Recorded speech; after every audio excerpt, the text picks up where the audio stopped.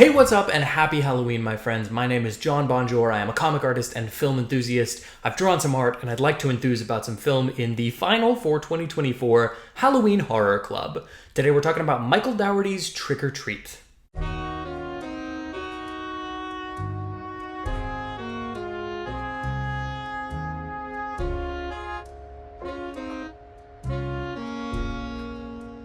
So Trick or Treat came out in 2006, possibly 2007, I don't remember. It was intended to have a theatrical release, but at some point in there, Warner Brothers just kind of decided not to. It was a really strange move. They just kind of shuffled it onto direct-to-DVD, which I think is a huge shame. This is a movie that deserved its chance in the spotlight.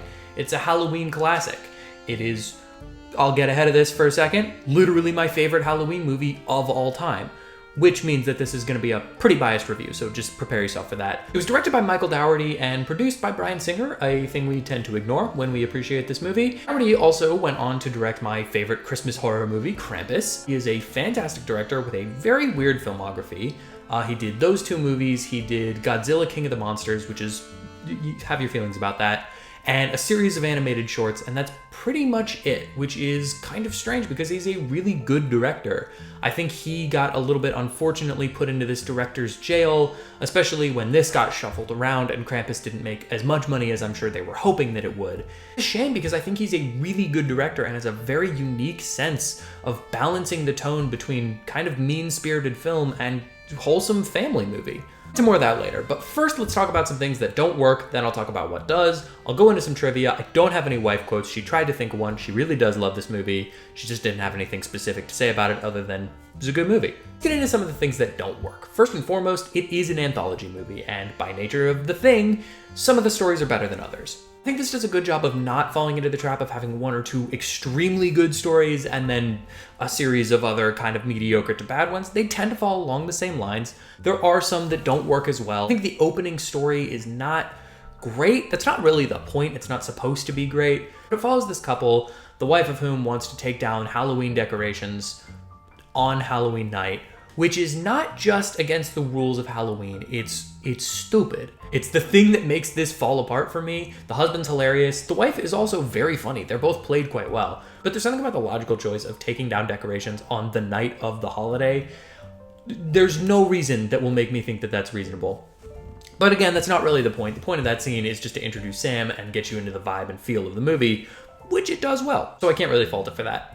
Another thing that doesn't necessarily work great about this movie, some of the child actors are not fantastic. Some of them do a really good job. I think some of the bullies, especially with Rhonda, the witch girl, they don't play it super well. There's a couple of line reads throughout the movie that just feel strange and not quite right. That's not really a thing you'll notice until you watch it, say, every Halloween for just about a decade. Shout out Jesse for showing me this movie. Fun fact, actually, this was, if I remember right, the first scary movie I ever watched.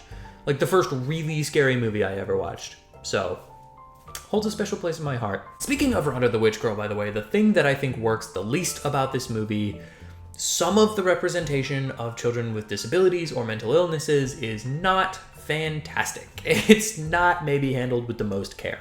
And I think on some level that's intentional because it is a fairly mean-spirited film. And for that, I think I'm fine with it. That's not really the problem I have. The other side, though, is that it's just a very 2006, 2007 kind of handling of those things.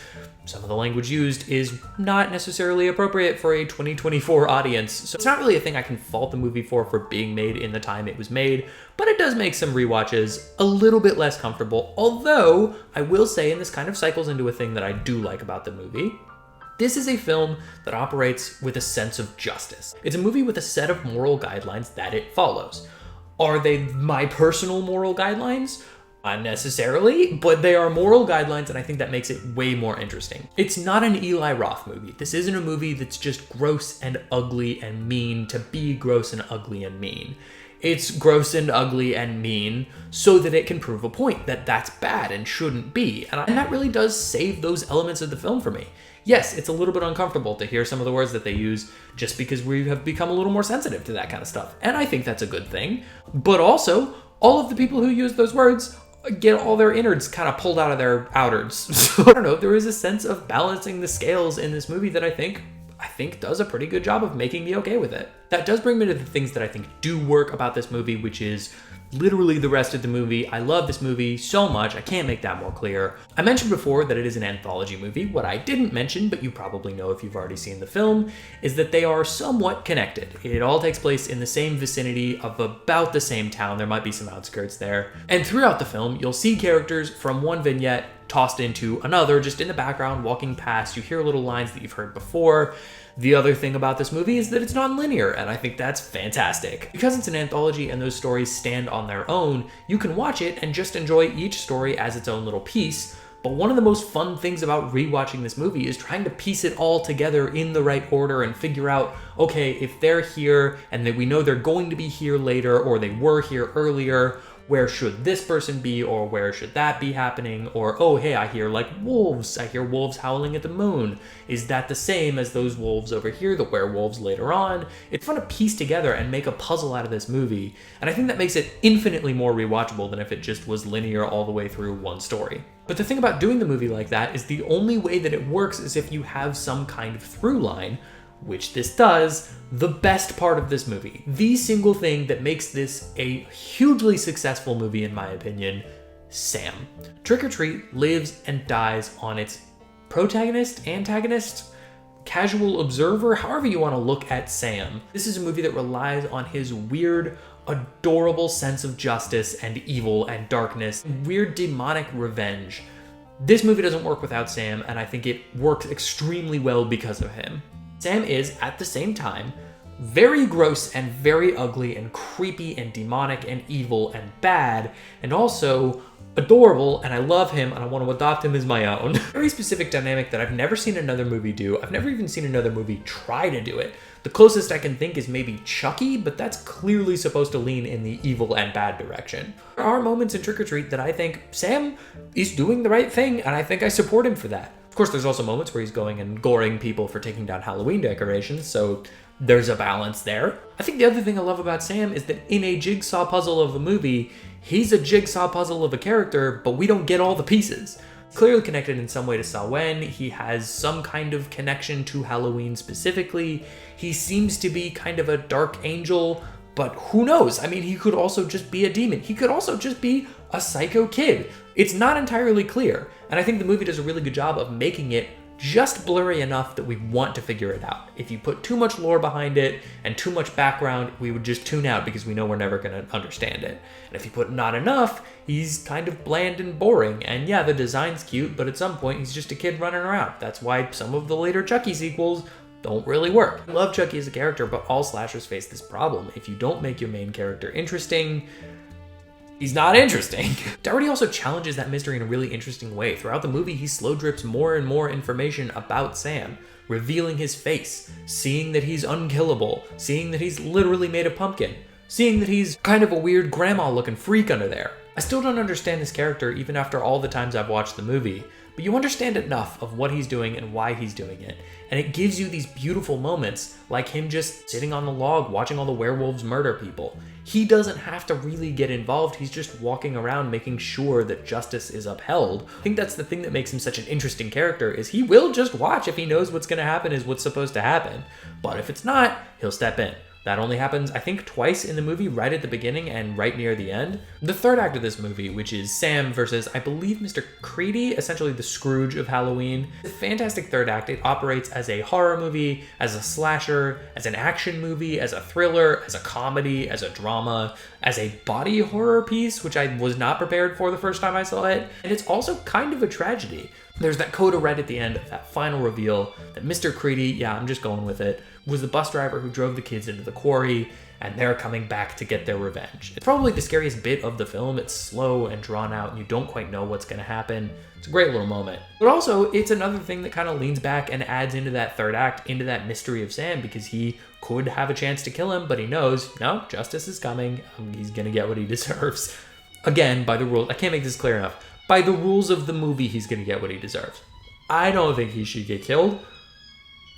Probably, I don't think. I don't know. Look, it's all fiction, okay? It's all fiction. That's the last point I have on this movie. I don't know if it was a low budget or just a commitment to practical effects, but the practical effects look so good in this movie. Sam is almost all practical, if not entirely so. Werewolf transformation is mostly practical. It all works so beautifully. It's tangible, it feels real, it feels solid. It's something you feel like you can grab onto and get torn up by.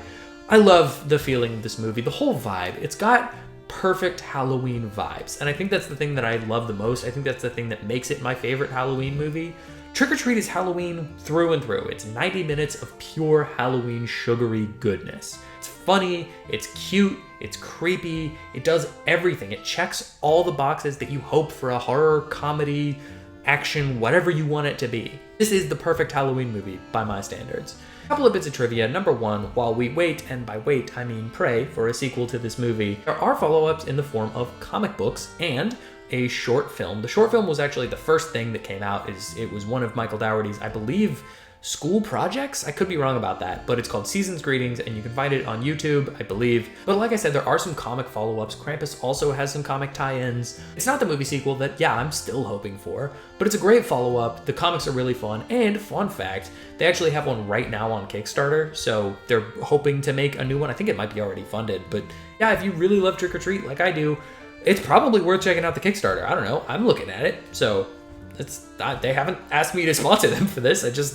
I think you should go check it out. Which leads me really quick to a thing I do every year, not usually on the YouTube, mostly on my Instagram. Michael Dougherty, if you are, and as I assume you are, watching this video because you love all my content and you think it's so good and yep, definitely all true, please make the sequel to Trick or Treat. I don't know if you have control over that or what, I'm not sure. Probably you don't. I would assume you don't, because I don't know, maybe you do. If you do, please make that happen. If not, just know that we really want that to happen for you and for us. So this is my annual plea to make Trick or Treat 2. Send this to, Zaslav or whoever you need to send it to. I just want it so bad, you guys. Oh, and for the rest of my audience, while you're looking at the Kickstarter for their comic, if you're interested in checking out another comic, I have one. It's called Edge of Bordertown. It's on my website, johnbonart.com. So it's free. I'm just saying, it's a free comic book. If you want to read it, it's on there. So please do read it. Other bits of trivia. They were not allowed to use brand name candies because all of their candies had razor blades and poison and horrible, dark, awful shit in them. So all the companies didn't really want their name plastered all over it, which I understand, meaning they had to make up their own candies. I think they're iconic at this point for fans of the movie. I would recognize those logos pretty much anywhere. Actually, I wonder if they have a shirt. This is not the point of this video, but I do think it's a thing that adds to the credibility of the movie. It adds a heightened layer of fiction where not even the candy is the same. It helps kind of separate, make this feel like it's a completely owned thing, and I think that helps you buy into the movie. At least it does me. Last piece of trivia, Brian Cox's character, Mr. Creedy, was designed to look like John Carpenter, just as a cool homage. Or possibly a really hurtful homage. I'm not sure what the point of that was. I assume it was just a cool homage. Carpenter, of course, directed Halloween and The Thing and Halloween 2 and just so many other, The Fog, so many brilliant pieces of cinema. And I think Carpenter was a clear inspiration for this movie and for Dougherty's whole career, as is shown because he named one of the characters Laurie after Laurie Strode from Halloween. So cute stuff. This is, again, my favorite Halloween movie. I love this movie so much. I watch it every year. It has the perfect tone, the perfect vibe. It goes down so smooth. It's a tight, I think 94 minutes, something like that. There's not a wasted second in this. It doesn't get boring. It doesn't slow down. It's just a brilliant film. And I cannot recommend highly enough. If you haven't watched it, go watch it. If you have, maybe go watch it again, because that's kind of my plan. Happy Halloween, you guys. Thank you so much for sticking with me on this journey, doing this for the first year. I hope to do this every year. It's been an absolute blast. I hope you've enjoyed the series. If you have, I'd love to hear what your favorite video was, what your favorite movie of the ones we watched was. I'd just love to hear your thoughts. So yeah, hit me up in the comments below.